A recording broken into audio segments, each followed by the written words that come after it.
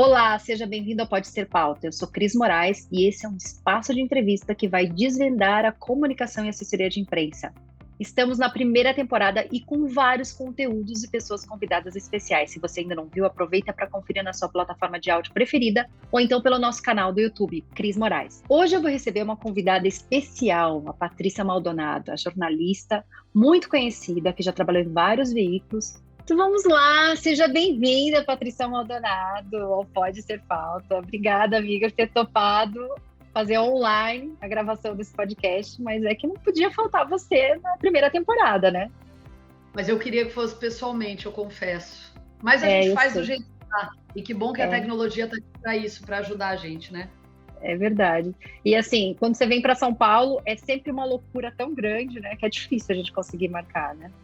Então, tem um momento muito precioso aqui, mas estamos conectados direto. E, Paty, o meu convite para ti foi porque eu acho que, assim, uma das jornalistas que eu admiro tanto, além de ser minha amiga, eu admiro mesmo, porque é uma baita profissional, tá sempre fazendo coberturas, trabalhos incríveis. Recentemente fez uma super cobertura aí com o Furacão, inclusive, né? A gente deu risada aqui vendo a tua cobertura, porque você colocou como é que é fazer ao vivo, né? Tava com uma pedra segurando o tripé lá, era isso? Não tinha jeito, porque pouca gente sabe, mas a gente faz cobertura, quem é correspondente, hoje em dia as redações enxugaram muito e a gente faz cobertura sozinhos, né? Então, somos nós, nosso tripé, nossa luz, nosso telefone, e aí tava ventando muito, não tinha como fazer, eu tive que colocar uma pedra em cima do tripé, senão ele ia voar. Obviamente que quem acompanha a gente, né, acompanha aqui seu podcast, vai dizer, mas existe um negócio que você compra, que é tipo um peso, como se fosse um peso de porta. Sim, mas eu nunca tinha precisado até então eu nunca... Você sempre teve equipe, né? Cinegrafista e tal, né? A gente vai se adaptando, né? A cada coisa, né? E eu não é muito antigo, essa minha função como correspondente não é muito antiga, eu tô me adaptando, assim, tô aprendendo o que eu preciso. Então, eu nunca tinha imaginado que meu tripé podia sair voando, né? Sim. Só que o vento era tão forte, sim, ele ia sair voando, então coloquei uma pedra em cima, mas o que importa é o que vai... É o que vai pro ar, é verdade. Eu estava até ouvindo de novo uma live que a gente fez, você contou da experiência que você teve pela primeira vez com o Armando Nogueira, inclusive, né? Então essas coisas ficam marcadas, né? Mas, Paty, se apresenta um pouco para quem ainda te conhece, porque assim, talvez não te conheça, porque tem pessoas jovens da comunicação, né? Que não acompanharam a tua trajetória aqui no Brasil, agora você está fora e tal, mas é uma oportunidade também para começar a seguir a Patrícia e conhecer a história dela, mas me conta um pouco, assim, como que você começou no jornalismo, por que a pauta, a reportagem é tão forte, assim, no teu perfil, né, profissional? Antes de mais nada, eu peço desculpas pelo ronco que as pessoas devem estar escutando, a minha que é minha companheira de trabalho, que está aqui do lado, é impossível tirar ela daqui, porque senão ela fica chorando na porta, ela faz, não sei como ela faz mais barulho. Eu não escutei o ronco, não estou escutando, tá tudo bem. Então tá bom. Mas é que eu sempre explico, porque assim, se eu tirar vai ser pior, então vamos lidar com esse barulhinho aí. Bom, eu me formei em 96 e eu trabalho com jornalismo desde muito antes de me formar, desde 93, que foi quando eu entrei na faculdade. Eu nunca quis trabalhar com outra coisa, sempre quis trabalhar com jornalismo. Queria trabalhar com jornalismo impresso, sou uma apaixonada pelo jornal impresso até hoje. Sinto muita falta, inclusive aqui, de ler o jornal, abrir o jornal no café, eu sempre gostei muito disso. Mas a vida foi me levando e depois de trabalhar na Folha de São Paulo, no Correio Popular em Campinas, que é um jornal muito grande lá, eu acabei indo trabalhar nas emissoras afiliadas da TV Globo, primeiro em Campinas, depois em Sorocaba, em Jundiaí, e aí surgiu uma oportunidade no Sport TV em São Paulo. Daí eu trabalhei no Sport TV, na Globo, depois na Record, e a última emissora onde eu trabalhei no Brasil foi na Band. Quando eu vim para cá, 7 anos atrás, aqui para os Estados Unidos, né? Quem não sabe, eu moro aqui em Windermere, que é uma cidadezinha do lado de Orlando. Quando eu mudei para cá, eu ainda trabalhava com a Band, né? Para a Band, eu ainda fazia coberturas para eles, até um período da pandemia, antes do lockdown. Aí eles começaram a focar mais no Brasil, não ter tanto espaço. para correspondente internacional na época, e acho que coincidiu com a época também em que eles investiram num correspondente em Nova York, então não fazia sentido ter gente em todo lugar aqui dos Estados Unidos. Aí eu fiquei um tempo sem trabalhar como correspondente, depois eu comecei a trabalhar com a CNN Brasil, então eu faço trabalhos pontuais para eles até hoje, acabei de fazer o Furacão, entre outras coisas muito legais que eu faço para eles. Mas além disso, eu tenho um escritório aqui em Orlando de assessoria de imprensa, marketing, geração de conteúdo, enfim. Eu trabalho em todas as áreas da comunicação hoje. Então, para mim, a pauta, para mim, o jornalismo, enfim, a reportagem faz parte do meu dia a dia muito profundamente, porque para todo lado que eu olho, eu preciso enxergar a pauta, a melhor maneira de emplacar uma matéria e tal. Uhum. Não, e para quem não sabe, a Patrícia também é minha parceira, que eu ajudo ela aqui no Brasil, ela me ajuda lá fora, então a gente é amiga de longa data. Acho que quando você estava no Sport TV, a gente se conheceu ainda, né? Então, Exato. Ali começou o relacionamento. Eu nem trabalhava com assessoria de imprensa, eu nem estava no jornalismo, eu, na verdade, estava fazendo um pouco de agência de notícias, mas o mundo foi se cruzando de uma forma que a gente agora trabalha junto à distância, né? É verdade, é verdade. E para mim é maravilhoso, né, Cris? Porque não daria para eu trabalhar com assessoria de imprensa focada no mercado brasileiro se eu não tivesse uma parceira aí no Brasil, né? Eu não tenho dúvida nenhuma de que o nosso trabalho, a essência do nosso trabalho é o trabalho em equipe. Então, assim, eu valorizo muito essas relações, assim, tanto com o cinegrafista, com o fotógrafo, com você, porque sem isso a gente não faz nada. Muitas vezes, eu sei que tem gente que está assistindo aqui, né, está escutando a gente, e está pensando assim, mas imagina, é muito tranquilo, porque eu posso pegar esse cliente e eu fazer o job todo. Você até pode, né? Até dá para a gente fazer o job todo. Mas eu acho que a gente vai muito mais longe quando a gente tem parceiros, né? Quando a gente tem ajuda, a gente pensando junto. Eu sempre acredito que duas cabeças pensam melhor do que uma. Então, assim, eu adoro discutir. Acho que na nossa profissão a gente tem que discutir a pauta, a gente tem que bater papo para chegar numa ideia melhor. Então, eu acho que as parcerias são muito importantes. A troca, a experiência e às vezes até a editoria mesmo, né? Porque tem algumas pessoas que falam, não, eu só trabalho com essa editoria. Na assessoria de imprensa, isso é até um pouco perigoso, eu acho, né? Quando a pessoa só trabalha um nicho, ela não consegue enxergar as possibilidades de pauta em outras áreas, né? A troca, às vezes, faz essa oxigenação, né? Você já fez de tudo, né, Patrícia? De editoria, né? Tudo, esporte... Tudo. Eu acho, Cris, que o negócio é esse. Eu acho que quanto mais a gente tiver fechado para as coisas, mais difícil é para o cliente e para a gente, né?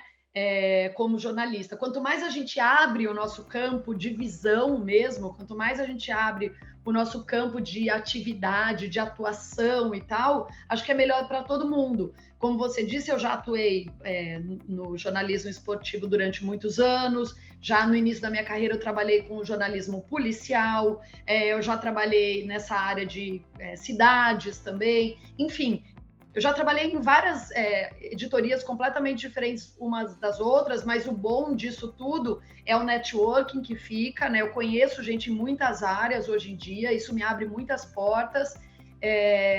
E acho que abre a cabeça mesmo, né? Faz você entender como é o trabalho do outro, faz você ser um profissional melhor. Mas assim, Paty, falando um pouquinho da tua trajetória, assim, algumas pessoas não sabem como que a gente aprende a apurar, né? E de repente, acho que você podia até falar isso, né? Como que chegava uma pauta e se falava, nossa, vou colocar o olho nisso, isso pode ser interessante, ou assim, que chega com uma ideia e você transforma numa grande história, assim, você de repente até tem algum exemplo que você tenha feito, né? Uma história que começou assim e se transformou.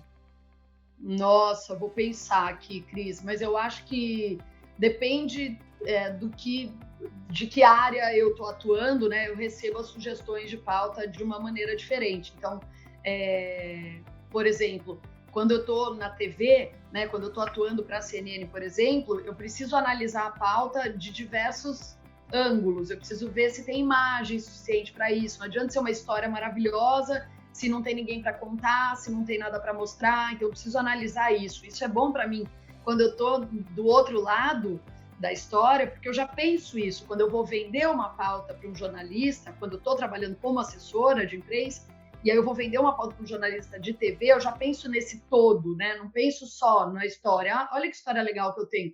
Tá, mas eu tenho também essas imagens, você pode visitar tal coisa, você tem tal pessoa para entrevistar, né? Eu já penso nesse todo. Quando eu trabalhava com um jornal, por exemplo, uma conversa por telefone resolve, né? Uma história boa, você manda o fotógrafo e uma história, né? Você entrevista a pessoa pelo telefone.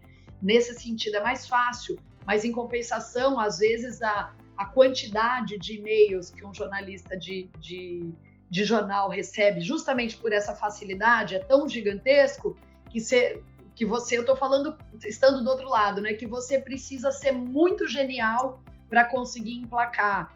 Enfim, então, eu sempre acho que sempre tem uma história legal por trás das pautas. E para descobrir o que tem de legal, né? Eu trabalhando nesse como bastidor aí, né? Trabalhando como tendo clientes para divulgar, eu sempre bato muito papo para ver o que sai, né? Por exemplo, a gente tem um cliente em comum, não vou entrar em detalhes porque não vem ao caso, mas é uma incorporadora muito grande aqui nos Estados Unidos, que batendo papo e a pessoa, obviamente, o cliente queria divulgar o quê? O seu trabalho e tal. Mas batendo um papo, a história de vida desse cliente era tão maravilhosa que não podia passar batido. Né? Então, essa história virou, no fim, um grande trunfo na nossa mão, né? Uhum. E é uma história que a gente, teoricamente... então, assim, eu acho que é isso. Eu acho que tá sempre aberta. De novo, voltando naquilo que a gente falou agora há pouco. Tá sempre aberto para ouvir, tá sempre aberto. No começo da minha carreira, eu tinha muita dificuldade, eu lembro disso, até de conversar com um amigo que a gente tem em comum, que é o Marcelo Bartolomei, ele trabalhou comigo na Folha de São Paulo, durante anos foi editor-chefe da Caras, enfim, entre outros trabalhos que ele teve, mas esse foi o último, bem grande. Eu lembro da gente ser estagiário na Folha e a gente receber pautas que eles queriam que a gente fizesse, principalmente as pautas frias de final de semana. Eu lembro da gente ir para as pautas para fazer e tal, e eu não consegui. Eu lembro de uma conversa que eu tive com o Marcelo. Eu não conseguia sair daquilo que estava no que o pauteiro tinha me passado, sabe? Eu não conseguia enxergar além daquilo. Aquilo para mim era difícil, porque eu estava presa naquilo que ele propunha, na história que ele sugeria, então eu chegava muito com a cabeça fechada para aquilo. Eu não conseguia enxergar, eu não conseguia ver além daquilo que estava no papel. E esse é o grande desafio, mas esse é o grande barato da profissão, né? É você ir além do que está proposto para você. Então, de novo, voltando na história desse nosso cliente, eu acho que muito jornalista, né, poderia parar nessa história das obras que ele construiu e tal. Eu acho que a gente conseguiu ir além. Ouvindo a história dele, a gente conseguiu mostrar a identificação que as outras pessoas podem ter com a história dele e tal. A gente conseguiu um grande trunfo aí, né? Então, acho que é isso. Acho que é estar sempre com a cabeça aberta para tudo, sabe? Para ouvir história nova, para mudar a pauta, acho que eu não vou mais por aqui, eu vou por ali. Acho que é isso. E acho que as redações, em geral, estão muito abertas para isso também, né? De novo, por isso que não pode estar focado numa editoria. Porque uma pauta de esporte, por exemplo, de um jogador agora, né, época de Copa do Mundo e tal, uma pauta de esporte pode ser uma pauta muito legal para economia, dependendo do que você tiver na mão, né? Uhum. Pode ser muito legal para comportamento, pode ser muito legal, enfim, depende de como você explora. Esse exercício, né? E às vezes a pauta, principalmente quem trabalha em TV, a pauta vem, se na apuração você volta e você vai ter que depois brigar com o editor, porque não era essa a ideia, cheguei lá, achei uma coisa melhor, né? Acho que deve ter acontecido muito contigo, né? Chegar com uma matéria totalmente diferente daquela da pauta, né? Porque... muito. Não. Eu lembro de uma história que tinha no começo da minha carreira, que se contava muito nas redações, que era o seguinte, era um jornalista que tinha ido cobrir um show e que chegou na cobertura de um show e teve um quebra-pau e morreram não sei quantas pessoas, e ele voltou para a redação sem matéria, porque a pauta dele era o show. Não teve o show, aconteceu mais um monte de coisa. Eu não sei se é uma lenda urbana, né? É real, mas assim, isso me mostra muito o que a gente está falando, exemplifica muito o que a gente está falando, né? Então, se você vai fechado para aquela pauta, você não consegue ter o olhar sobre outras coisas. Porque, por exemplo, num show, tudo bem, nesse caso aconteceu tudo isso, mas num show tem a história da mãe que está indo com a avó e com a filha no show, pode ter um personagem muito legal. Mas se você, por exemplo, se você for focado no show, no que o artista está fazendo em cima do palco, você não consegue enxergar a plateia, né? Então, eu acho que é isso. Eu acho que é estar aberto e ter essa troca também com os editores. Cada vez mais eu vejo os editores muito abertos nesse sentido. É difícil o veículo que é muito... não era. Essa realidade não é mais, né? Claro que sim, você tem uma linha editorial, você tem que respeitar, né? Claro. E o que para você, assim, como que é? Você já fez cobertura, quando estava aqui no Brasil, você fez cobertura de Copa, de Olimpíadas. Eu sempre conto aquela tua história inédita da taça, né? Que você ficou 12 horas no ar, que eu acho que aquilo ali mostra o que é ter resiliência mesmo, né? De trabalhar com televisão. Mas como que é para você hoje? Você faz cobertura sobre o Brasil aí fora. O que te marcou mais, assim, nessa questão de cobertura do Brasil na tua carreira? Eu acho que difícil uma coisa que tenha me marcado mais do que o pentacampeonato, porque eu era muito nova. Que venha esse ano, quem sabe? Tomara. Mas eu era muito inexperiente, para mim foi uma surpresa até ter sido escalada, porque o Sport TV levou 4 pessoas, eu era uma das 4. Eram 2 meninas e 2 homens, e eu era nova no canal, então para mim foi... Caramba, mas eu mesma? Tá bom. Então me chamaram, então eu vou, né? Mas para mim foi muito louco, assim. Aconteceu muito rápido. E eu também não fazia muitos anos que eu trabalhava. Tinha quantos anos? Você tava com quantos anos quando você foi? Faz a conta aí, Cris. Tá bom. 20 e poucos, tá bom. Tudo bem. 2002, menos 75, meu Deus do céu. 2 pessoas humanas conversando, no que dá, 27, né? sei lá, eu acho que era. Eu acho que é 27, é isso mesmo, 27 anos. Exatamente. Então, assim, eu não tinha nem 10 anos de formada, pra você ir para uma Copa do Mundo é muita responsabilidade, né? Eu até postei outro dia um TBT, eu tava lá, na equipe que eu trabalhava, tinha Armando Nogueira, tinha o Rivelino, tinha o Júnior, tinha Luiz Carlos Júnior, tinha uma galera assim que eu olhava para o lado e falava, o que é que eu tô fazendo aqui, meu Deus do céu? Aprendendo, né? Com os mestres, né? Aprendendo muito, aprendendo pra caramba. Acho que entra aquela coisa de, sabe, não vou pensar muito e vou lá, e vou fazer o melhor que eu puder, né? Acho que pronto a gente nunca tá. Então, vamos fazer. E é isso aí. Aí as pessoas falam, mas daí você não ficava com medo? Eu ficava apavorada. Várias vezes eu voltei pro quarto do hotel, chorei, falando assim, quero voltar pra minha casa, pelo amor de Deus. Várias vezes, eu fiquei morrendo de medo, mas eu fui. Você fez ao vivo direto, né? Fazia ao vivo direto, né? Não era só reportagem. Para mim, o vivo é a coisa que mais me fascina e graças a Deus, assim, é uma marca da minha carreira, assim. Outro dia até conversei com um menino, eu falo menino porque ele foi meu estagiário, mas ele é um super jornalista, era um dos melhores jornalistas esportivos da atualidade, que é o André Hernan, e agora ele está arrasando na internet também, e o André veio para cá cobrir uma Florida Cup e ele falou para mim assim, você sabe que quando eu comecei na carreira, eu tinha muito medo do vivo, as pessoas falavam assim para mim, vai lá, presta atenção no que a Patrícia faz. E eu quase chorei, né, porque é a coisa que eu mais gosto de fazer, entrar ao vivo é o que eu mais gosto de fazer.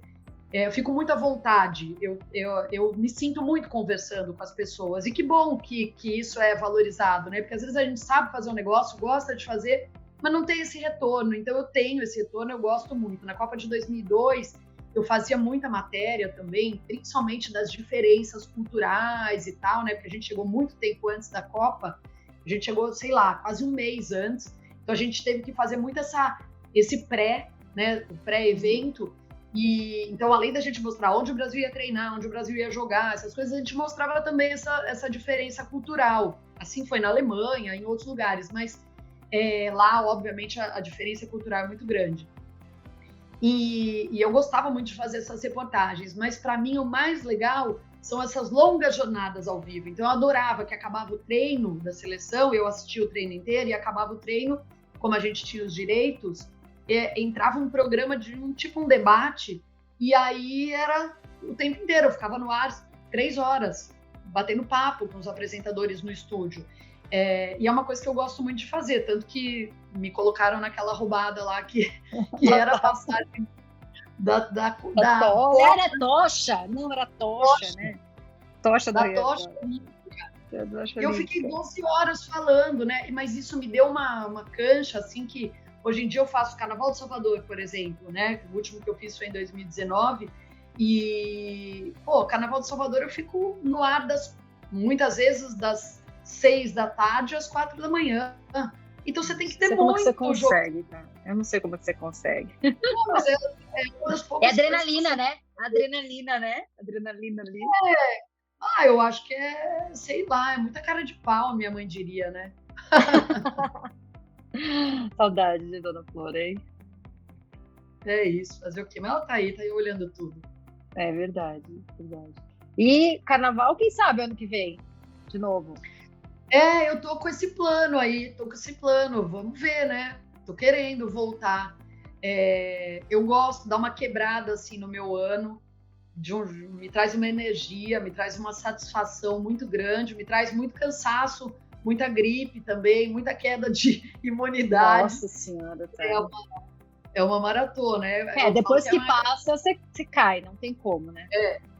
Mas é muito legal para mim, assim, porque é o lugar que eu mais amo no mundo e é uma energia que tem lá que não tem em nenhum lugar. Então, faz muito bem para mim. Eu quero ir, sim, ainda mais porque esse ano é a volta, né, do Carnaval de Salvador, que ficou parado por conta da Covid e tal. Vamos ver, torcendo para dar certo. E assim, quando você tá mesmo numa cobertura assim, você tá sempre pensando em pauta, porque você falou que tipo, você gosta de contar história, né? Você tá sempre procurando uma história. Você fica assim, porque você tá ao vivo, você também tem que ficar pensando no que você vai falar. Então você olha pra tudo e pensa, tudo pode ser uma pauta? Pode ser algo que eu vou falar? Como é que é isso? Não, tudo é uma pauta, eu vou te falar. Eu fiz, por exemplo, já fiz um monte de micareta pela Band e tal, né? Então, teve uma micareta que eu lembro que caiu o sinal, se não me engano foi em Natal, o Carnatal, e caiu o sinal e a gente se conhecia há super pouco tempo, eu e o Betinho, e a gente teve que ficar, tipo, enrolando, sei lá, 3 horas, sem nada aparecer. Caiu alguma coisa dos trios, eu não me lembro, teve algum problema e a gente teve que ficar enrolando 3 horas. Então, você tem que olhar para o cara que está varrendo o chão e chegar lá um assunto, né? Porque senão, como é que você faz? Ainda mais conversando com uma pessoa que você não tinha intimidade, né? Hoje em dia, eu e o Betinho, se a gente sentar aqui e você falar que eu tenho que enrolar um dia inteiro com ele, a gente enrola um dia inteiro. Mas o cruzamento, ele demora um pouco, né? Até ter, né? Demora um pouco. Então, assim, é isso. No Carnaval de Salvador é a mesma coisa. Óbvio que eu tenho conhecimento, eu conheço todos os artistas, eu conheço a história de cada um e tudo isso é importante, você tem que ter essa bagagem e tal. Mas você tem que ter um olhar, assim, curioso, um olhar, assim, quase que infantil, sabe? De enxergar aquilo e ver como uma coisa legal de ser contado. Eu fiz jornalismo porque eu gosto de contar história, então, para mim, isso é até natural, sabe? E acho que tem um lance de criatividade também, né? Porque se você não tiver, por isso que às vezes é ruim trabalhar muito cansado, que às vezes aí você nem se inspira naquelas coisas, mas quando você tá muito empolgado, né, você olha aquilo e você fala, pô, isso aqui já é uma super história, né, eu sou meio assim. E a gente fica indignada quando a gente acha uma super história e o jornalista não olha para aquilo, assim, como assim, né, super história. Eu fico muito triste de ver hoje em dia que os jornalistas, alguns, né, óbvio, graças a Deus não é a maioria, mas que tudo levam para um lado comercial. E muitas vezes, poxa vida, se você olhar direito, obviamente que acaba... Por que as pessoas querem ser divulgadas? Porque elas querem, de alguma maneira, monetizar em cima daquela divulgação. Claro, isso não tem dúvida, mas eu acho que até uma preguiça por parte de alguns jornalistas de não enxergar o lado jornalístico daquelas papel histórias. Social, né? Porque o jornalismo, ele tem um papel social, né? Com certeza. Então, tem um impacto na vida das pessoas. Isso pode inspirar, né? Às vezes você fala assim, uma história. Eu assim, fui ler a entrevista da governadora agora que se elegeu lá de Pernambuco. Eu fui ler a entrevista dela da Veja, fazia tempo que eu não lia até uma revista inteirinha. Eu li a revista inteirinha, tava indo para Itu e lendo. Eu fiquei assim, nossa, por que eu não tô mais lendo entrevista? Que coisa maravilhosa, assim, fazer boas perguntas, você saber da história, eu não sabia detalhes e tal. Eu fiquei assim, nossa, é muito legal. Então, mas é isso, às vezes também falta tempo para a pessoa querer entender a história da pessoa, porque todo mundo tem uma história bacana por trás da sua vida, né? Às vezes falta fazer a pergunta certa também, né? Para caçar aquela... Mas isso também, eu até vou me corrigir, eu falei que muitas vezes é culpa, né, da preguiça do jornalista, mas eu acho que além disso é fruto de como funcionam as redações hoje, né? O que acontece? Os jornalistas estão tendo que trabalhar por 3, estão tendo que trabalhar por 5, porque as redações encolheram muito, né? Estão muito enxutas hoje em dia. Então, isso é um problema, porque o cara não tem tempo de olhar as coisas com calma, né? O mundo ideal seria que pegasse as pautas, analisasse, blá, blá, blá, mas não dá, porque, enfim. E aí, todo mundo quer pagar, as empresas querem pagar super pouco, então os grandes jornalistas acabam que saem dos grandes veículos e vão fazer outras coisas, infelizmente, né? Porque não ganham nada. Se não, se estiverem trabalhando nos veículos tradicionais, ganham muito pouco, né? Eu acho que o teto é ridículo. Enfim, aí defendendo, daí vai, a classe. Mas, enfim, eu acho isso mesmo, ganha-se muito pouco, aí acaba que a gente tem muita gente muito iniciante, né, nas redações, e aí para nós, como assessoria de imprensa, é muito complicado lidar com quem está começando, está com um volume de trabalho muito grande, então, juntando tudo isso, o que dá, né? E aí, quem é maior, quem tem mais experiência, quem é mais tá mais na área há mais tempo e teria uma visão melhor, também está desmotivado, porque ganha pouco, porque também está com muito trabalho. Enfim, a gente está passando por um momento bem difícil, né, na nossa profissão, eu acho. Mas o bom, por outro lado, é que a nossa profissão oferece várias possibilidades, né? Então, também, eu falo tudo isso, mas eu não acho que dá para a gente reclamar e ficar por isso mesmo, né? Eu acho que a gente deve reclamar, deve procurar melhorar a nossa área como um todo, né? Mas eu acho que a gente tem que procurar possibilidades, né? Eu acho que você fazer um trabalho medíocre porque você ganha pouco ou porque você está sobrecarregado não é desculpa, né? Então, assim, eu, por exemplo, eu fui atrás, eu não estava satisfeita com o meu momento profissional, eu fui atrás de outras coisas. Eu brinco que no passado eu reclamava de ter um chefe, hoje eu tenho 10 clientes, então eu tenho 10 chefes, né? Que é bem mais difícil do que um. De lidar. Mas assim, mas é isso, é você se reinventar. Mas a diferença é que o pessoal fala mal aqui, quando eu digo às vezes e tal, mas a diferença é que você, nesse caso, pode demitir um chefe, né? Quando você não quer. Porque eu digo que você não vai trabalhar com algo que você não acredita. Eu acho que você também, né, Patrícia, além de ser relações públicas, tem clientes, você é influencer, eu acho que é muito isso, né? Ser verdadeiro naquilo. Você não vai colocar algo no teu canal que não seja algo que você acredita, que você tenha checado, não vai colocar uma fake news. Então, tem toda essa questão. Né? Ah, não, pelo amor de Deus, eu tenho muito cuidado. Eu tenho muito mais cuidado do que qualquer pessoa que não seja um jornalista e tal, com qualquer coisa, seja para entrar no meu Instagram, seja para eu fazer um conteúdo para a pessoa usar nas redes sociais dela, seja para divulgar essa pessoa como assessora de imprensa, enfim, não importa onde, eu tenho muito cuidado para saber quem é, de onde veio, que história é essa que está contando. Eu tenho uma preocupação, o que eu digo eu não tenho nada na minha vida, a única coisa que eu tenho é meu nome. Então, se o meu nome for manchado por alguém, assim, né, é uma coisa que me preocupa muito, que eu perco tudo que eu tenho, que é o meu nome, né, que é a minha credibilidade. Então, eu tomo bastante cuidado mesmo, eu sou bem chata com associar meu nome a alguma coisa. Então, eu sempre digo, se eu estou divulgando uma roupa, por exemplo, que seja, porque eu também faço esse trabalho como influencer e tal, né, do meu jeito, né, não tenho nada contra quem natural, faz, e genuíno, né? Do meu jeito, genuíno, exatamente.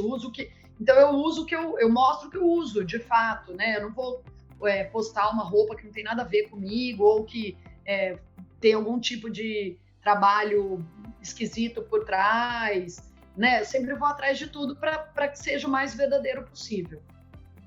Esse é o trabalho do jornalista. Agora, até comentando sobre isso, assim, você teve os dois lados de cobertura. Você já foi, assim, viu sala de imprensa, cobertura e tal, como os jornalistas são tratados, qual é a preocupação da assessoria de imprensa, e agora você monta a sala de imprensa. Então, você tem essa bagagem, né? E então, como que essa tua experiência de repórter ajuda a lidar e tal? Porque a gente, assim, tem que pensar na dor do jornalista que está ali, né? Não, olha, Cris, eu acho que você pode ser um bom assessor de imprensa sem ter sido repórter. Eu acho que até existe essa possibilidade. Mas eu sou muito daquela historinha do McDonald's, sabe? Que o cara começa fritando batata, depois ele faz o sanduíche, depois ele vai para o caixa, depois ele... e até ele virar gerente. Eu acredito muito nisso. Eu acho que não tem outra maneira de você ser um profissional completo que não seja passando por todas as etapas. Eu trabalhei, por exemplo, na TV, por exemplo, né? Eu entrei como rádio escuta. E até virar repórter e apresentador, mas eu comecei lá de baixo, eu comecei lá da primeira função, que eu não sei nem se existe rádio escuta hoje em dia mais, imagino que não, mas eu comecei dessa primeira função. Então, o que acontece? Eu, como apresentadora de telejornal e tal, algumas vezes eu dizia para o pessoal que trabalhava comigo, mas você ligou lá para fulano, para o outro, né, com relação a alguma pauta, e a pessoa falava assim, liguei, mas não atendeu. Daí eu falava, vou pegar o telefone agora. Aí eu vou ligar. E aí, como é que vai ser, né? Porque assim, eu sabia, é difícil me enganar, porque eu já fiz esse trabalho. Então, se você ligou 2 vezes, não vem falar para mim que você tentou o dia inteiro e não conseguiu aquele entrevistado, né? Porque eu você já tentou fiz outra pessoa, você ligou para outra pessoa, que ligou para colega, que ligou para ciclano, né? Tipo, você tem que encontrar o caminho, né?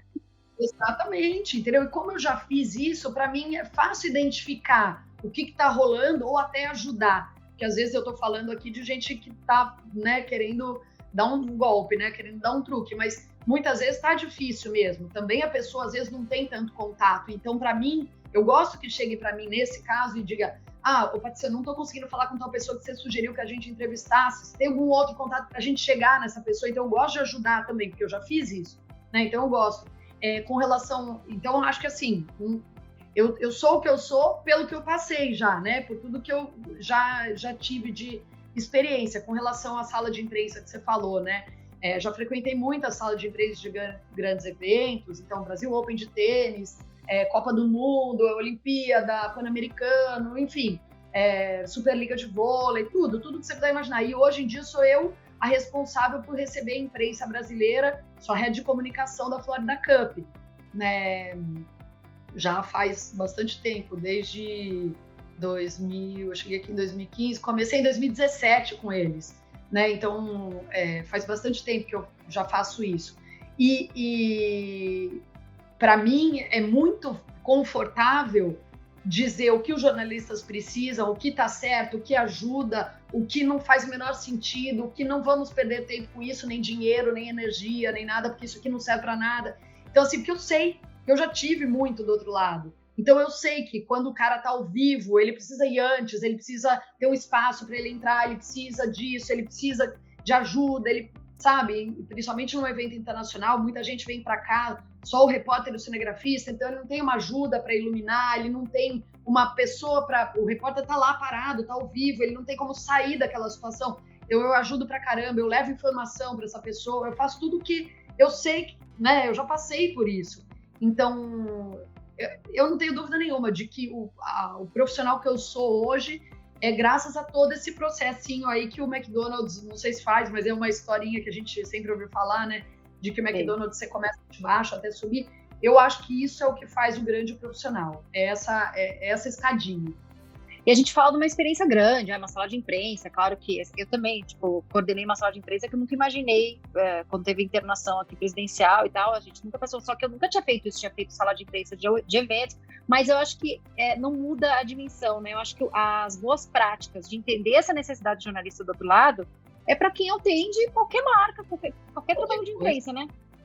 Até da pequena pauta, de uma pautinha que você vai receber um repórter. Pensar em como facilitar, né, a vida dele, como receber bem, como, né? Não, eu falo que assim, você vai pensar, você vai receber amigos em casa. Eu falei a mesma coisa, você vai receber amigos em casa, o que você vai perguntar, pelo menos? Se tem alguma restrição de alimentação, o que você gosta de beber? É uma preocupação. Por que você tem que ter essa preocupação só com quem é seu amigo ou seu familiar? Se o profissional ali que está te ajudando é uma troca, né? Você tem que pensar também em ajudar ele. As pessoas têm, às vezes, que querem dar para a pessoa engolir ela abaixo. Aí publica minha matéria. Não, publica minha pauta. Não é assim. Eu acho que você tem que se colocar no lugar daquela pessoa, e daí por isso que é legal você ter passado por tudo aquilo, né? Para entender. E tanto que toda vez que acaba a Florida Cup, modéstia à parte aqui, vou falar mesmo, porque não tem nada demais, né? Eu tenho vários jornalistas que passam por aqui e que vão falar com o CEO do evento e tal, falando, pô, maravilhoso, a Patrícia, pô, facilitou muito a nossa vida. E sempre que eu recebo esse feedback eu digo assim, mas o meu papel é assessorar a imprensa. Eu estou fazendo o meu papel. Quando eu vou lá, quando eu boto comida na sala, quando eu vejo se vocês estão com água no campo, quando eu brigo para ter um guarda-sol, porque aqui na Flórida, no verão, um sol para cada um. Então, assim, eu várias vezes já cheguei nos eventos e não tinha nada disso contemplado. E eu falo, os meus repórteres não passam por isso. Tanto o cinematográfico, quanto o fotográfico, quanto o repórter mesmo, que vai escrever, ou que vai falar. Cinegrafista, o pessoal não considera jornalista, às vezes. Eu fico possessa, o cara precisa estar lá o dia inteiro carregando uma câmera ainda, né? Tipo, não é só o repórter que tá na frente, né? O cinegrafista, ele tá ali, né? O papel dele. Se ele não fizer, já era. Se ele não fizer, o repórter não tem trabalho, esquece. Então, assim, todo mundo precisa trabalhar. E é o que eu digo, quanto melhor eles tiverem, a estrutura for melhor para eles, melhor é o resultado final. E aí, quem que se beneficia disso? Nós, assessoria de imprensa e o cliente, né? Porque para a gente o resultado vem bom, ótimo, a gente mostra para o cliente, aí, beleza, era o que você precisava, né? Mas você precisa, lá atrás, você precisa começar o trabalho direito, né? Então, é entendendo o que as pessoas precisam. E você trabalhou com muitos jornalistas, mas eu tenho que mencionar um, né? Que o Paulo Henrique, que era uma pessoa que eu admirava muito. Quando eu era jornalista, eu achava, assim, top das galáxias, achava ele porque ele tinha uma personalidade, né? O que assim, mais te inspirou, que você aprendeu com ele, assim? Porque ele era muito natural, né? Mas ele tinha uma visão muito ampla, assim, da imprensa, de falar. Ele era ímpar, né? Ele não tem como definir, acho que não vai ter ninguém nunca nem parecido, nem que chegue aos pés dele, porque ele era um cara sensacional e acho que não só profissional, mas quem teve a oportunidade de trabalhar com ele como eu e como outros tantos, que foi ele que descobriu, né, como Ana Hickman, Edu Guedes, Luciano Faccioli, enfim, eu ficaria aqui 3 dias falando de um monte de Isabela Fiorentino, Olivier Anquier, foram pessoas que ele deu oportunidade e ele ajudou a moldar. Sem ele, essas pessoas não teriam futuro na televisão, porque ninguém teria paciência, ninguém teria o jeito dele de lidar com as situações e mostrar caminhos e tal. Ele tinha esse dom de ensinar, de passar para as pessoas o que ele sabia. Então, ele era sensacional, um cara que não era fácil de trabalhar junto, embora fosse... exigente, né? Muito exigente. Ele era muito exigente. Então, assim, na primeira reunião que eu fiz com ele, eu falei, tô ferrada, porque o nosso jornal era 5 da tarde, a primeira reunião que eu fiz com ele marcaram para 8 da manhã. Falei, beleza, pô, mas só 5 da tarde, porque a reunião 8 da manhã. Quando foi 8 da manhã, ele entrou e falou para mim, quantos jornais você já leu hoje? Eu tinha lido, assim, 1. Aí eu falei, deu uma enrolada. Ele falou, a partir de amanhã você tem que ler um jornal dos Estados Unidos, um jornal não sei de onde, um jornal não sei de onde, todos os jornais do Brasil. Bom, resumindo, eu tinha que acordar às 5 da manhã, senão não dava conta. Mas, de novo, foi maravilhoso, porque eu peguei o hábito, que eu não tinha, de ler tudo isso, né? Eu deveria, mas eu não tinha esse hábito, até então, sim, de ler tantas coisas, né? E hoje em dia eu tenho, eu fico caçando, peguei mania, né? A mania dele. Não, depois do hábito tá ali, você tem um benefício, depois que você colhe o benefício de estar bem informada, né? Você sabe que se você fizer isso e te disserem agora, entra ao vivo às 9, você sabe o que tá acontecendo no mundo, né? Exato. Exatamente, é muito fácil hoje em dia. Tá sempre mim, preparada. Exato.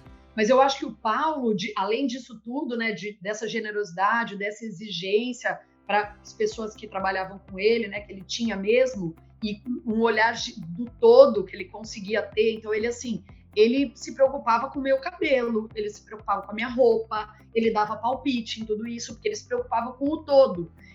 do mesmo jeito, com a roupa de todo mundo. Tô falando de mim porque, Sim, né, sou sim. eu que tô conversando com você, mas ele se preocupava nesse programa que a gente fazia com o figurino de todo mundo, com o cabelo de todo mundo, com a maneira como a pessoa tava no dia.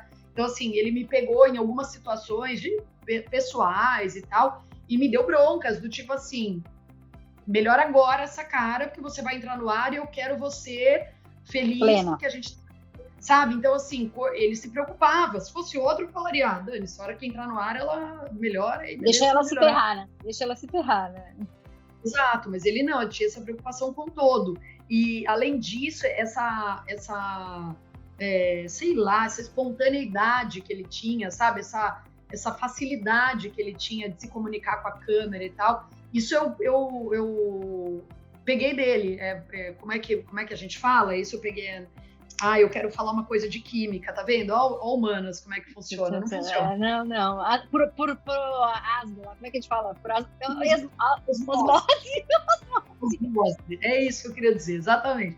Não, eu vou te falar, eu acho que eu tive grandes oportunidades, mas eu soube aproveitar as oportunidades assim, eu absorvi tudo que eu pude dessas pessoas com quem eu trabalhei.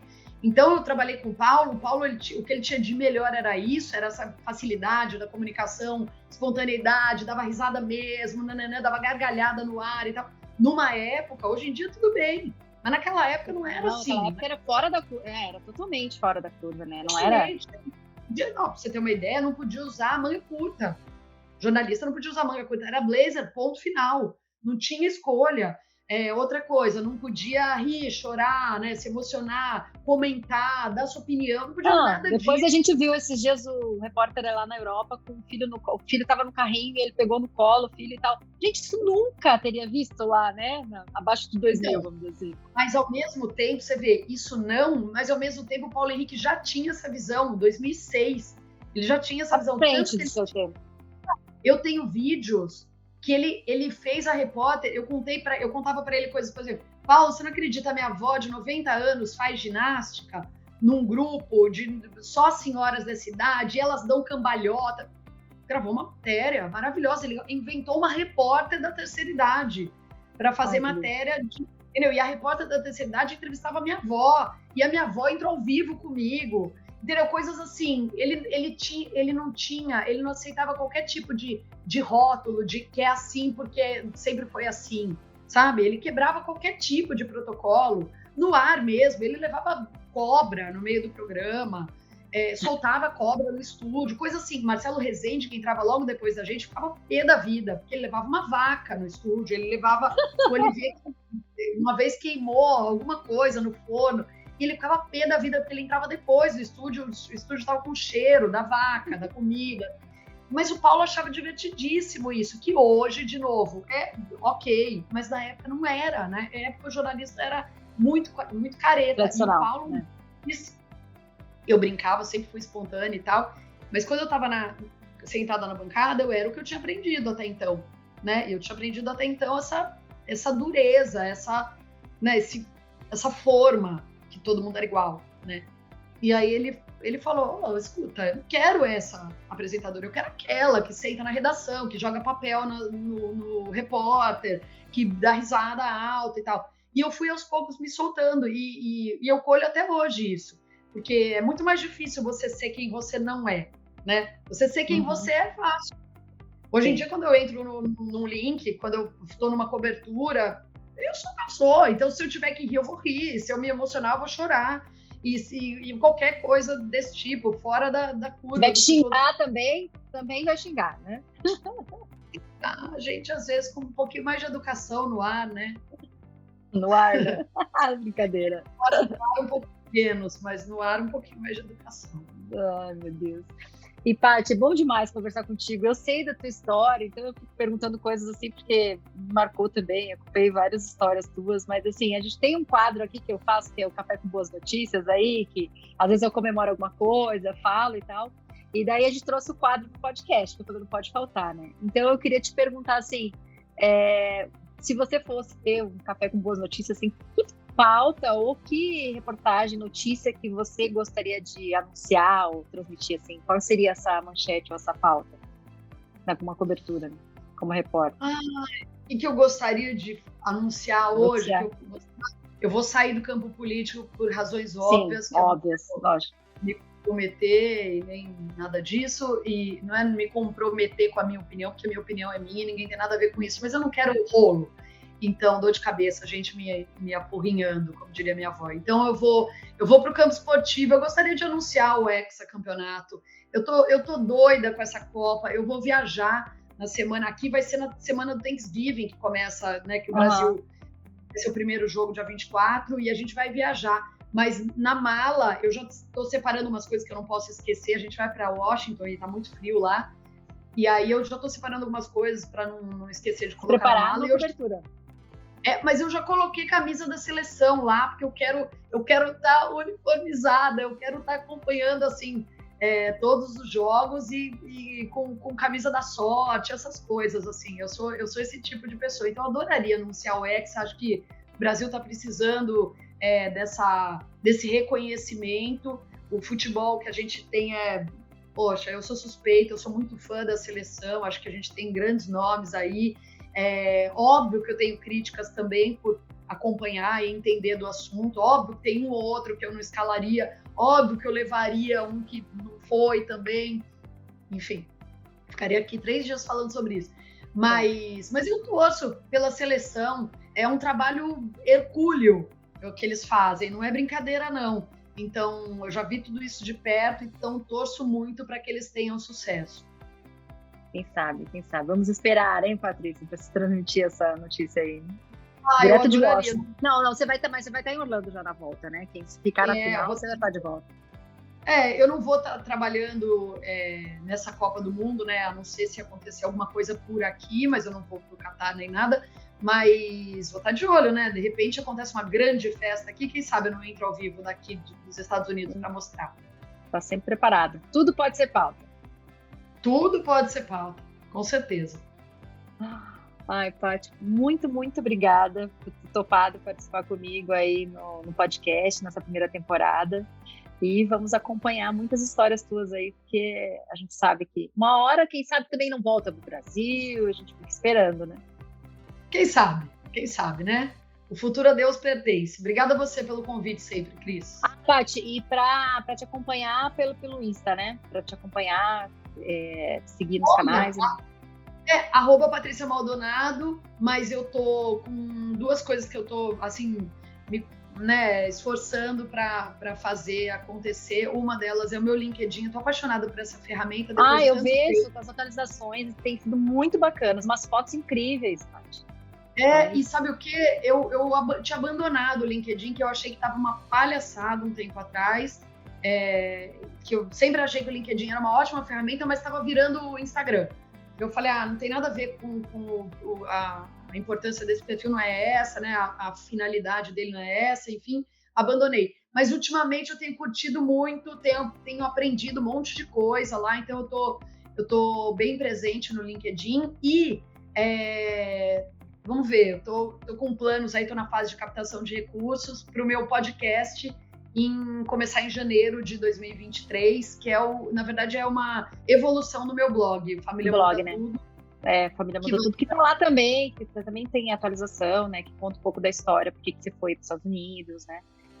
Mas eu acho que assim, o blog, muita gente me encontra aqui e fala, quando eu mudei para cá, eu peguei um monte de dica sua lá no blog, por que você não continua e tal? Porque tem muita coisa que a gente gostaria de fazer e não dá tempo de fazer tudo. Mas o podcast me encanta, porque eu gosto de falar, gosto de entrevistar, eu não vou ter que sentar para escrever e tal, então acho que vai fluir e vai ser mais fácil. Pessoa também, o podcast ajuda também, a pessoa tá indo pro trabalho, tá ouvindo, se tem essa voz aqui que preenche, né, tá tudo bem. Então é ótimo, tomara que dê certo, torcendo aqui. Vamos ver, 2023, se quiser. Obrigada mesmo, viu, Paty? Um grande, grande beijo aí para ti e para toda a família. Obrigada, meu bem, para vocês também. A gente se vê. Depois eu te ligo, hein? Tem uma reunião hoje, logo mais. Tá bom. Beijo. Beijo, tchau. Se você quiser saber mais sobre comunicação e assessoria na prática, aproveita para me seguir no Instagram, crismorais.pr, ou então no YouTube, Cris Morais, ou Cris Morais no LinkedIn também. E não se esqueça de seguir o podcast Pode Ser Pauta na sua plataforma de áudio preferida. Eu espero você no próximo episódio. Até mais!